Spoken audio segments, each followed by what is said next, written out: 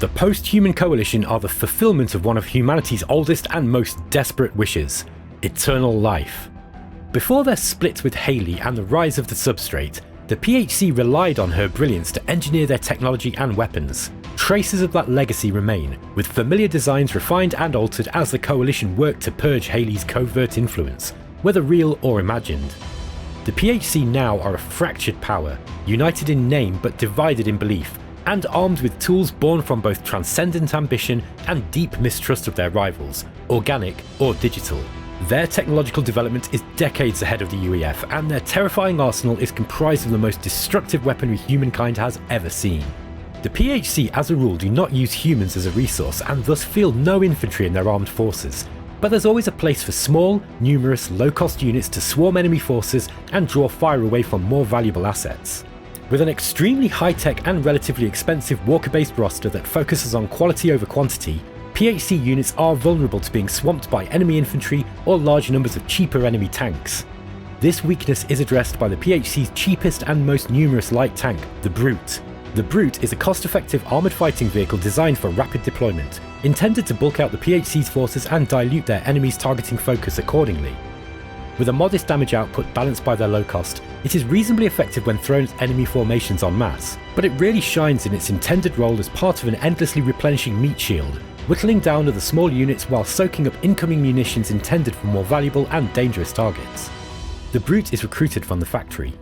Battlefield reconnaissance is a critical requirement for any military, and while the excellent Pan flying drone is the PHC's preferred option for rapid intel gathering, owing to its rather disposable nature, it is unsuited to combat and cannot take or hold territory. A ground-based recon unit fulfills this need, simultaneously supporting any army it is attached to with sophisticated sensors for scouting new terrain and detecting enemy forces. Introducing the Hermes. Its bipedal locomotion enables it to traverse rough terrain with ease, relying solely on its rapid movement speed and slim silhouette to keep it alive in combat, as it is not armoured well enough to take much punishment in a direct firefight.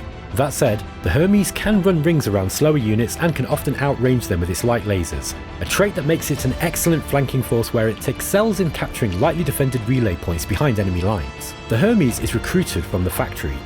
The Archer is a dedicated fire support light tank armed with direct fire missiles and exemplifies the PHC's combat doctrine of engaging their foes with superior technology at a safe distance. This deadly missile platform fights best from a midline position, while better armoured or more expendable units engage the enemy front line more directly, and as a tracked vehicle is fast enough to retreat or redeploy and maintain a safe firing distance from its intended targets as battle lines shift. The Archer is recruited from the factory. The PHC have many tools for engaging the enemy at mid-range, but their defence in depth, defeat in detail oriented strategy would not be complete without long-range tools too. The Hades strategic bomber is excellent for this role of course, but if air superiority has not been achieved or there's a well-defended enemy fortification to assault, a long-range ground option is required. Armed with an indirect fire missile launcher but fast enough to keep up with the rest of your midline troops, the Artemis heavy artillery mech mixes long-range destructive power with respectable manoeuvrability, allowing it to be redeployed to wherever the PHC's other forces require support along a front. It excels in obliterating massed enemy infantry and flattening enemy structures, while its heavy ordnance can be directed up and over obstacles such as hills and other terrain features that would block the line of sight of direct fire weapons. The Artemis is recruited from the Forge. The Nemesis is a tank killer, pure and simple. It excels at hunting enemy armour at long ranges, and its articulated walking chassis allows it a commanding view of the battlefield.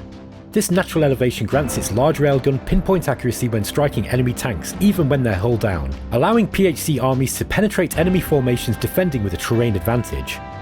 The Nemesis is a relatively heavy mech with very heavy weaponry. It is rather ponderous, has a tendency to overkill lighter tanks and thus best directed to engage targets with heavier armour at range. It must be kept well clear of infantry traps, as they'll be quickly brought down by massed anti-tank personnel. The Nemesis is recruited from the Forge. Anti-air capability is a non-negotiable element for any PHC army, especially considering the prevalence of high-tech airborne gunships and strategic bombers on the modern battlefield. Enter the Apollo, a ubiquitous solution to that problem. The Apollo can track and destroy targets while walking, and this capability extends the threat to enemy air units wherever its host army is deployed. While its anti-air lasers were specially designed to snipe enemy aircraft out of the sky, in emergencies they can be somewhat effective when directed downwards and fired into swarm-sized units such as human infantrymen too, although this is not their primary purpose and are no substitute for a dedicated anti-infantry system such as artillery or strategic bombing. The Apollo is recruited from the armory. In times of need, the PHC can call upon the Commander, a heavy combat walker with highly advanced manufacturing and logistical computers, and equally suited to leading an invasion force as it is overseeing the construction of a mighty PHC war machine.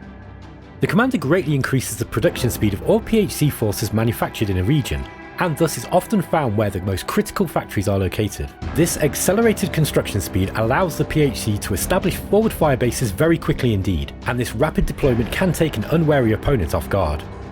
It can hold its own in a firefight too, and its powerful onboard computational power can be incredibly effective in deconstructing and decoding enemy defensive networks. Any army led by the Commander will steal territory away from its rivals very quickly indeed. Losing a Commander hurts, as it cannot be replaced, but the PHC have planned for this eventuality. There are 2 new Commander chassis types that can be unlocked with advanced research. These 2 new Commander mechs have quite different functionality to the original. The first is the Acolyte, a versatile support walker that greatly increases the overall performance of its accompanying army with a dramatic boost to their overall firepower. It is no slouch in combat either, and a properly supported Acolyte will lend enormous utility to surrounding PHC units. Finally, the PHC's crowning glory is the Sovereign. This hulking monster is a deadly frontline fighter, heavily armed with terrifyingly powerful lasers and fielding enough armour to shrug off the heaviest of heavy ordnance. This mighty walker is the tip of the spear of the PHC's assault forces and won't go down easily. The Acolyte is recruited from the armory, while the Sovereign is recruited from the Omega Arsenal. The PHC are locked into mortal combat with both the Substrate and the United Earth forces, and they'll need more than this to win the war. This showcase covers just one half of the PHC's terrifying arsenal, and we'll cover the rest in a future video.